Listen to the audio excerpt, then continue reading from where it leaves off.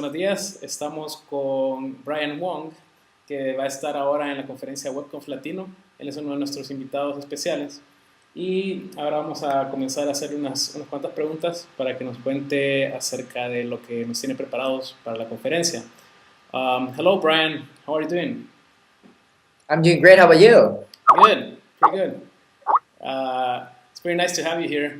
And we're going to go and try to learn a little more about what you have prepared for us for the WebConfLatino. Absolutely. I'd love to tell you more. Cool. So just tell us a little bit about what you've been doing lately. I know you've been in and out of the country in a lot of conferences and doing a lot of business. So just tell us about what's been up. So the life of a BD person, of course, in business development is that a lot of travel is involved. And luckily for me, I caught the travel bug a couple years ago when I went on an exchange semester abroad in Singapore. So I've had this travel bug. I've had this addiction to travel for the longest time now. So it fit very perfectly with my job. So last couple of months, I've been traveling around the world to Hong Kong, Singapore, and to Medellin, Colombia. My first time in South America. And that was probably some of the best times I've ever had in a foreign country. It was a lot of fun. The people there were very warm, and I really liked it there. And just most of these trips were to conferences to speak about youth entrepreneurship and to share some thoughts about kind of the things that we've been working on at Digg and the mobile space and in the new version as well. So a little bit of everything. Pretty cool. So you like Latin America a lot, right? Yeah, I mean, I'm going to be very careful because I know there's differences between the different areas, but I just Colombia itself, I think the world is very wrong about Colombia, and once you're actually there and you see it with your own eyes and you get to meet the people, you're just blown away. And I think the people there are some of the warmest that I've ever met, and I don't think there's any reason not to return. So I will go back. I hope very soon.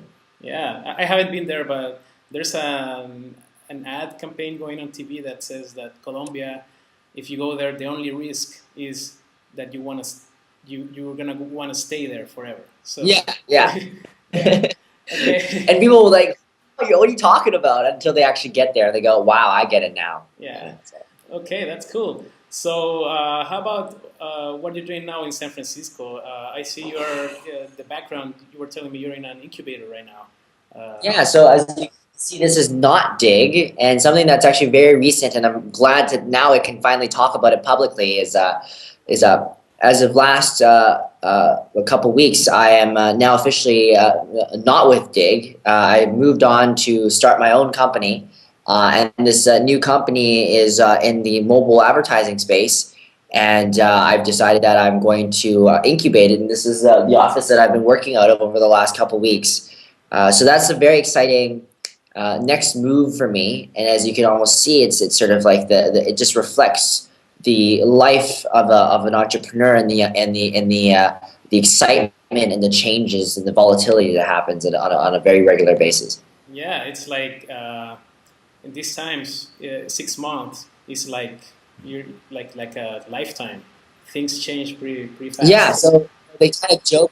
I know a month in the tech industry is like a year in dog years. You know what I mean? It's just there are people who are employed by a startup for more than 2 years, and they're considered dinosaurs. Like, it just sounds really absurd to a lot of people in the traditional industries, but here it's normal. Obviously, my stint was a little bit shorter, but coming down here, my eyes, and being young, my eyes were opened up to so many more opportunities, and it's just a matter of being able to have the ability to seize them.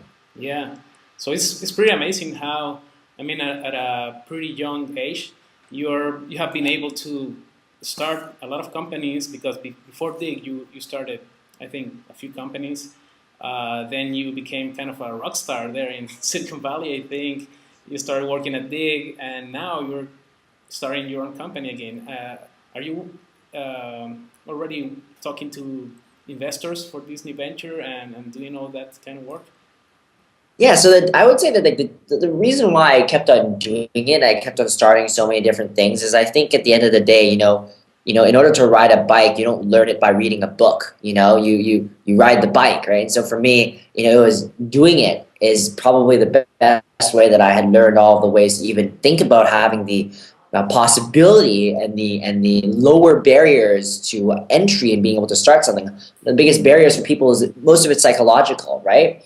They think they can't start something up because it'll cost too much, or they won't know the right people to talk to, blah blah blah blah blah. But once you actually get to start doing it, you realize how easy it is, right? And well, not easy, but like easier than you had originally thought. And it's all about just persistence and a little bit of curiosity and a little bit of everything. And you'll hear common themes with different entrepreneurs. But for me, being young is actually an advantage point for me. Like having that energy and having that curiosity that people are normally very drawn to, I think is a good component when you're trying to create interest around your startup. So me coming down here, one of the things that I've realized in the Valley is that there's a lot of different dynamics and environments here. And one of them is the investing community. I would say that there's obviously a lot more people down here with the money that can help start things up. But it doesn't mean that they throw money at anybody, but it just means that the capital is more easily accessible, or as I like to call it, the Valley is full of listeners. There are people here that even if they are the most important person in a company, like the CEO or president, will lend you 5 minutes of their time just to hear you out, because there are multiple times in history where there's some 19 or 18-year-old kid who has an idea, and the next day it becomes Facebook. That's how. So people realize that these opportunities are abound. So specifically for my startup, what I can say is, we've started the process of raising some seed capital, and we've had some very serious interest. So I'm very excited that validation is there, and all it is, raising money is just a necessary step for an entrepreneur when we're building a certain type of company that requires that type of capital. So for me, we need it, and I'm taking the necessary steps to go forward with it. And that's pretty much what I'm focusing on right now. Pretty cool. Congratulations on doing that. So I guess now that you are moving ahead on your career as an entrepreneur, and we are going to have you in the conference in a few weeks, maybe the focus of your talk is going to change a bit, right? Now you're not representing Digg, but you have all the experience from that role. So what's going to be the focus now of your talk? I mean, it's going to be even more interesting, I think. And I want to tell all the people listening here that it's I rather hear from your experience as an entrepreneur now more than what your role at Digg was. But tell me what your thoughts are about. Yeah.